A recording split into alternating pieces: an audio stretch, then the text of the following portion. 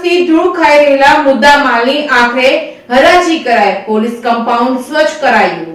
Amod police દ્વારા 2018 થી 2022 સુધી CRPC 102 મુજબ કબજે કરેલ મુદ્દામાલ, જેમાં બેટરીઓ, રેડિયેટર, લોખંડ સહિતના મુદ્દામાલનો નિકાલ કરવા માટે નામદાર judicial magistrate first class Amod કોર્ટનાઓએ CRMA 247/2023 તથા આમોદ મામલતદારે કબજે કરેલ મુદ્દામાલ હરાજીથી વેચાણ કરવા હુકમ કર્યો હોય, જે અનુસંધાને આમોદના નાયબ પોલીસ અધિક્ષકની અધ્યક્ષતા હેઠળ આમોદ પોલીસ સ્ટેશન ખાતે હરાજી થતાં જ અલગ અલગ 20 વેપારીઓ હરાજી માટે બોલી લગાવી હતી।